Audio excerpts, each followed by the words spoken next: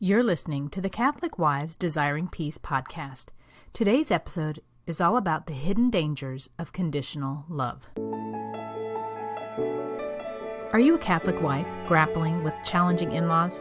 The Catholic Wives Desiring Peace podcast is your sanctuary for navigating these sometimes stormy seas of life with toxic in-laws, while being validated for what you've experienced. Join me, your host, Miriam Susan, a Catholic wife who's weathered nearly 3 decades of in-law drama, as we tackle the tough issues you're dealing with head on. Hello, Miriam Susan here. In today's episode, we're going to be exploring the really damaging effects of conditional love on our family relationships. I also want to focus on the impact that it has, especially on our husbands and our children. So let's dive right into how we can recognize what conditional love is and understanding why setting boundaries is really crucial for your mental health, your husband's mental health, and your whole family's well-being.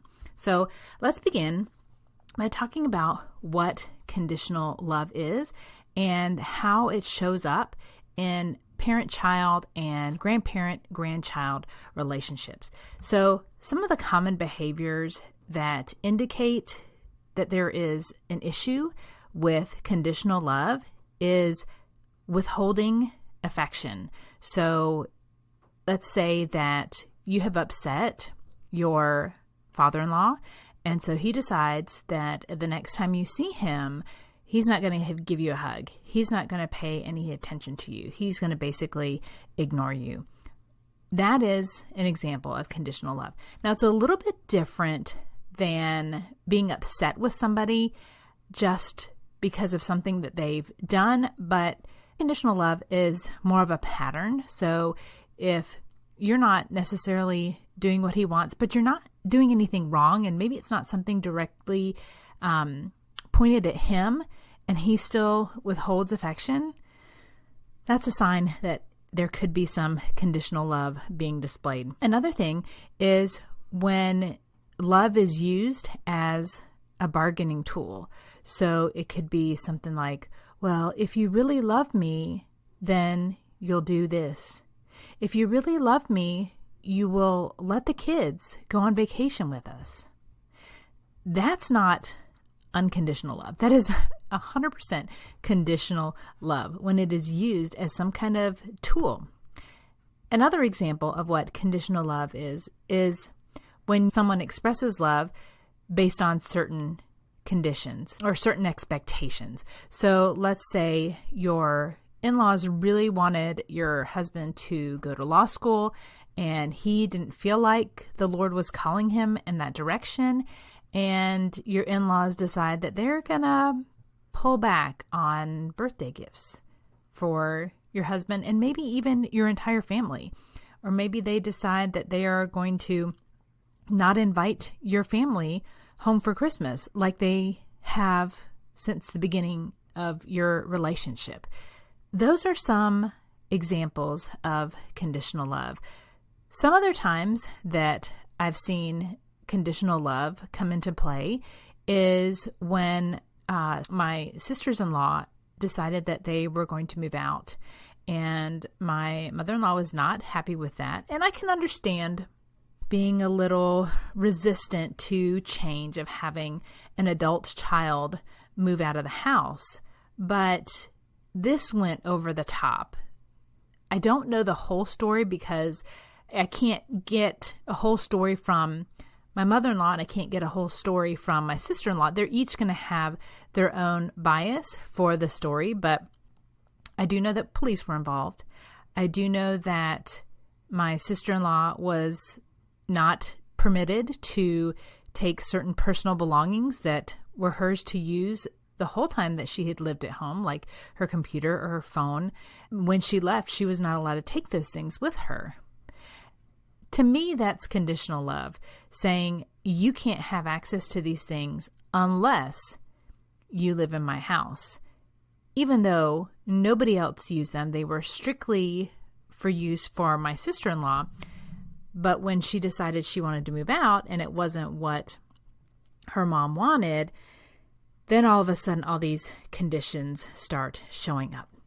It's so toxic. So how does this affect our husbands? How does it affect us? One of the biggest things that shows up when there is this conditional love in an adult child and parent relationship is this feeling of not being enough, because there is always this condition to this love, right? Like, oh, well, if mom and dad are not showing love towards me, which really isn't love, but that's another discussion, then I have to try harder. And so there's this sense that there's this target that you're just out of reach. Every single time you try to hit it, you're just out of reach. Or maybe you hit it and then the target is moved in a different direction. Maybe it's moved further away.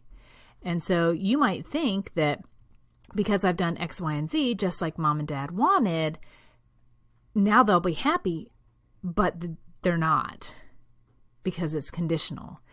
And it's almost like toxic people who have this disordered view of love. They notice when you are actually achieving whatever goalpost that they've set, and then they decide, I have to stay in control, so therefore I am going to change what the goal is. Oh, you are spending X amount of days with us per week. Well, that's not enough, so you need to be spending every day per week with us, or you need to be letting the kids spend the night. And that's something that my husband and I ran into. We had a point where we must have turned down some kind of invitation because we were just tired. We had, I think at that point, I'm not sure if we had our 5 kids or if we just had our 4, but regardless, we had 4 kids or 5 kids, 12 and under, with the youngest at least being a toddler, if not being a baby. And we had seen my in-laws 7 days out of the last 10 days. One of them involved letting the kids spend the night at their house. Other times it was just visiting here and there, but it was a lot of visiting. And my husband was told by one of his parents, I can't remember which one it was, that we feel like we just never get to see you and the kids. Like we never get to spend time with you.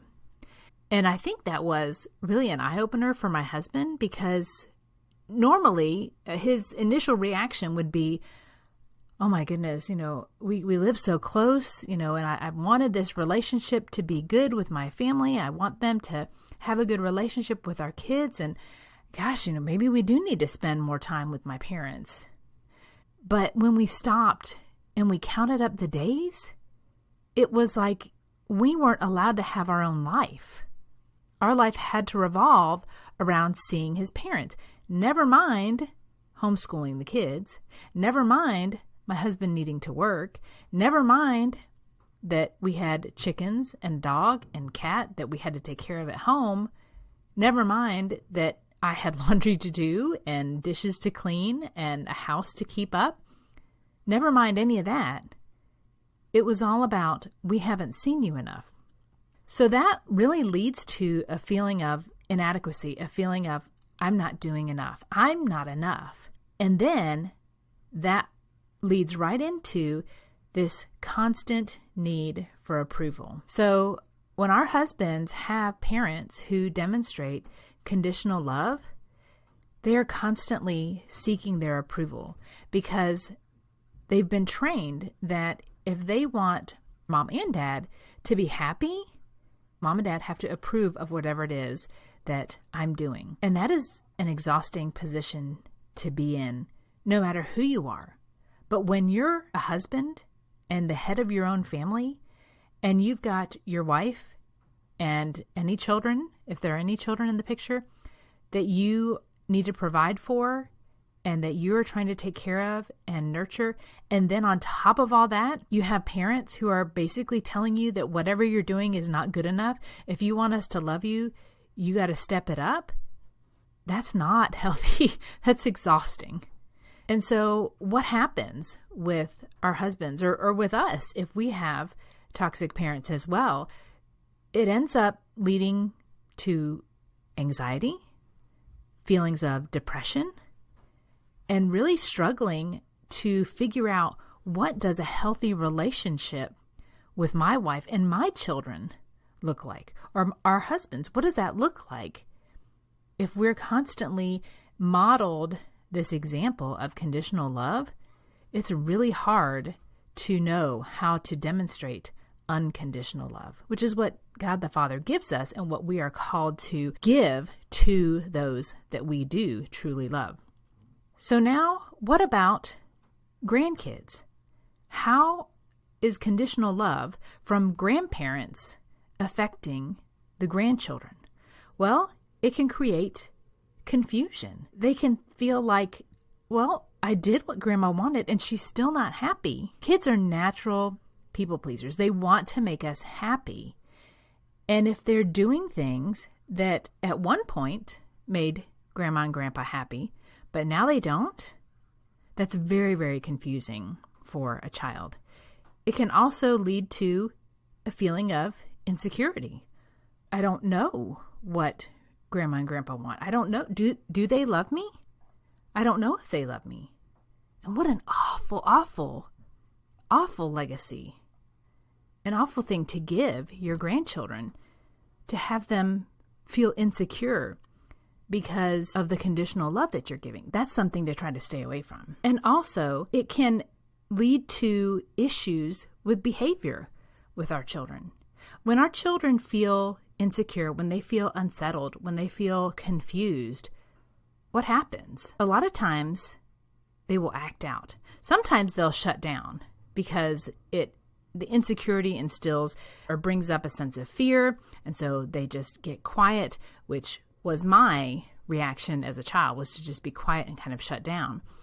But some other kids will start to act out, and they might start behaving poorly in ways that they wouldn't normally behave, but because of the environment that they're in, with the uncertainty, with the confusion, that's how they start to cope with it. So if you are listening and you're thinking to yourself, that's what I'm seeing in my toxic in-laws. That's the kind of stuff that I'm seeing. I didn't really know how to put a name to it, but what can I do?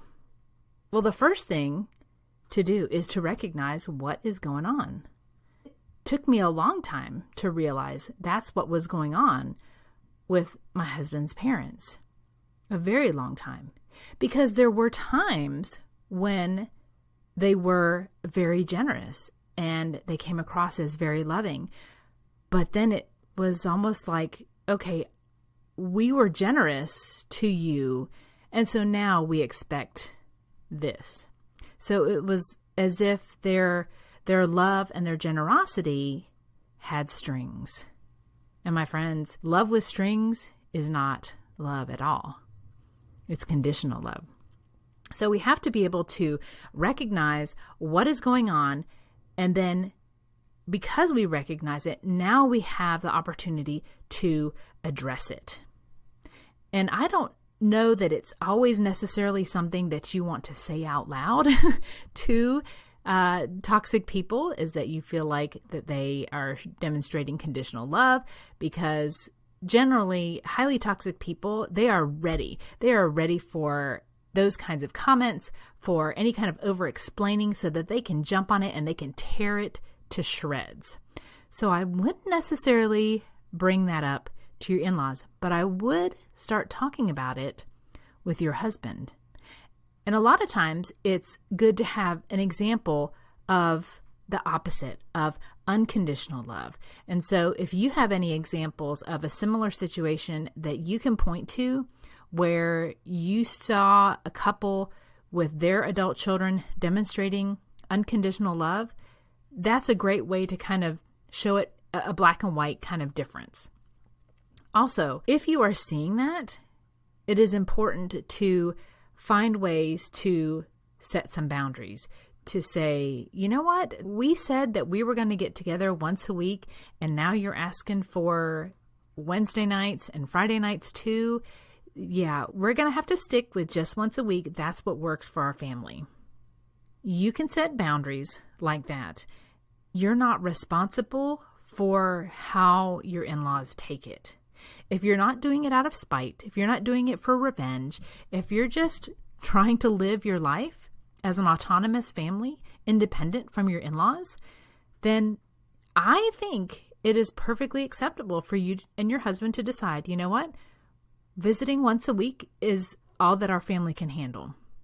Even if it's only once a month, even if it's only once every other month, even if it's only once a year. If that's what your family can handle, if that's what your family can afford, if maybe your in-laws live all the way across the country or they live all the way across the world and it's a financial burden for you to see them more than once a year and they're not willing to chip in and help out with a visit and relieve some of that financial burden, that's on them if they get upset and retaliate. And there's a difference between getting upset or being sad over not being able to visit as much as somebody would like versus punishing you because you're not doing what they want. So let's say your in-laws want you to visit 4 times a year, once a season. They want to see you 4 times a year. And it's just not feasible, maybe with your work, maybe with your husband's work, maybe because of distance, to see them that often. Maybe you can see them twice a year, but you also want to go see your family. So those 2 visits that you can allot per year to visiting family, they have to get split. 1 for your in-laws and 1 for your family. And if your in-laws retaliate and say, well, I guess if you don't want to spend Christmas with us, then we're not going to send presents. That's conditional love. Oh, you don't want to come for our family reunion? Well, we're not going to let you know anything that's going on in the family. That's conditional love. So it's important for you to know that you can set boundaries, you can set limitations, you can put them into place, and know that it's not your responsibility to make your in-laws happy if you're doing what you can to keep the relationship going, if you want to keep it going. Sometimes they're just so toxic that you can't keep them going for your own physical or mental, spiritual, emotional health and that of your family. And then another thing that you can do when you are trying to combat conditional love is to find some support to break that cycle. Because conditional love is not really love. It's conditions of affection. And when toxic people think of love, we've come to realize that their definition is very, very different than ours. What's toxic love? Toxic love can be seen as control. I love you if you let me control you. That's not love. Or I love you because of what I gain from you or what I can take from you. Or maybe it's just, I love you because I get to show you off in front of my friends and they can say things like, oh, what a blessed grandma you are. What a blessed grandpa you are. That's not love. That's using grandchildren as like a trophy, as like a prize to show off. But that's not love. Toxic love is self-serving. Toxic love says, what's in it for me? How can this serve me? And the opposite, unconditional love, is seeking the best for the other person without any selfish motives. Unconditional love is saying, I can see that my child is bent in a certain way and they really want to go to this specific school program so they can nurture their skills, whatever they are, cooking, engineering, science, whatever it is. And it's a sacrifice to let them go because I will be so sad to not have them here. But I know that it's for the best of my child to let them go. That's unconditional love. Conditional love would say, you need to just work here for grandpa's business and do what he's done, just like your dad has. And I know you don't really like it, but this is the family business and this is what you need to do. That's conditional love. That's conditional love. Toxic love exists only when certain conditions are met. If you don't do as I say, then you don't get any kind of affection that appears as love. And that's the thing, is that toxic people can be very good at pretending and mimicking what they see other people doing as love, but it's not really love. They're just imitating, and then they expect something in return. One of the best examples of conditional versus unconditional love was this example with my in-laws and my sister-in-law when she wanted to move out. Like I said, I wasn't there for it. I saw the aftermath. My husband experienced a lot of the wrath because we actually took in my sister-in-law at my in-laws' request. And I juxtaposed that against something that happened with my sister. My sister was in college, and she decided that she was going to drop out of college, move across the country to live with some guy that was her boyfriend. And my parents did not like the guy. They made it very clear to her that they did not like him and they did not think this was a good idea, but she was an adult. And so they let her go. My sister went. She moved all the way across the country. They paid whatever the penalty was for breaking a lease. They didn't get any money back for that semester in college that she was in. And instead of stomping their foot, fussing at her, well, I'm sure there was a little bit of fussing, but they wanted her to have an option to get away from him. And so what they did is, with their own money, they shipped my sister's car all the way across the country so that she could have something to get away from this guy. He had threatened to do things if she didn't come. It sounded like that he had some depressive episodes, some issues with his own mental health. And she went. And nobody was happy about it. I tried to talk her out of it. She didn't listen. And before too long, my parents got the call. Mom and Dad, I want to come home. And you know what they did? They bought her a plane ticket home.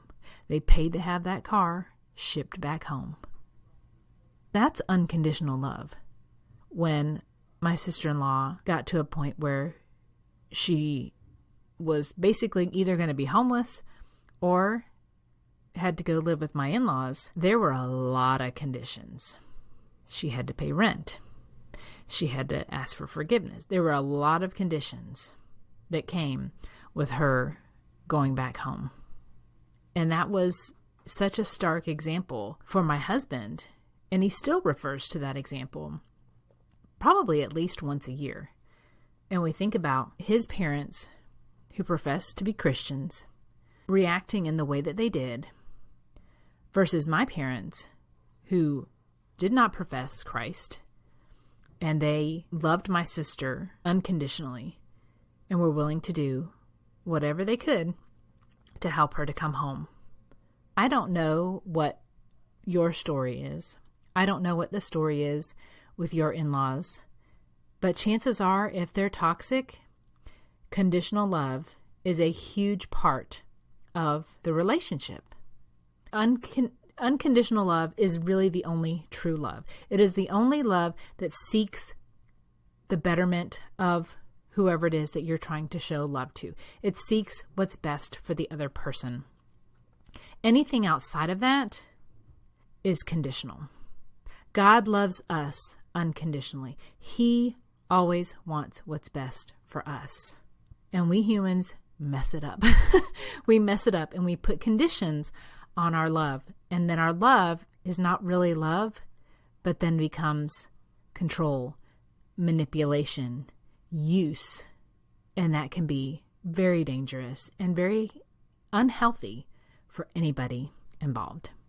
I hope this has been a helpful episode to you. If it has, please feel free to share it with your friends on social media to get the word out. I would love to be able to reach more Catholic wives and let them know that the struggles that they're going through, they're not going through them alone. There are so many of us out there who truly understand what it's like to have toxic family members and not let it overcome us, not let it crush us, because number one, we know that God is with us. God is on our side. God loves us. And number two, there are ways that we can stand up for ourselves and find our voice and be who God calls us to be as Catholic wives and Catholic mothers. So God bless you. Go in peace. Thanks so much for tuning in to today's episode. If you've ever wondered just how toxic your relationship with your in-laws really is, I've got the perfect tool for you. Introducing the new free Toxic In-Laws Assessment, a self-graded quiz designed to help you identify the true level of toxicity in your relationship with your in-laws. Whether you're unsure if your in-laws are really that bad or you think they might be worse than you realize, this assessment will give you the clarity you need. Don't leave it to guesswork. Take the free Toxic In-Laws Assessment now and start your journey towards healthier and more peaceful family dynamics. Visit desiringpeace.com/quiz to get started. Disclaimer.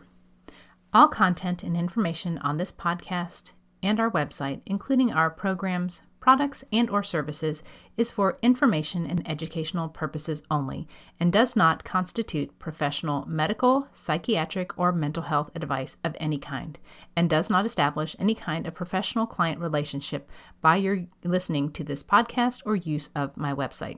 A professional client relationship with you is only formed after we have expressly entered into a written agreement with you that you have signed, including our fee structure and other terms to work with you in a specific matter. Although we strive to provide accurate general information, the information presented here is not a substitute for any kind of professional advice, and you should not rely solely on this information. Always consult a professional in the area for your particular needs and circumstances prior to making any professional, medical, or mental health related decisions.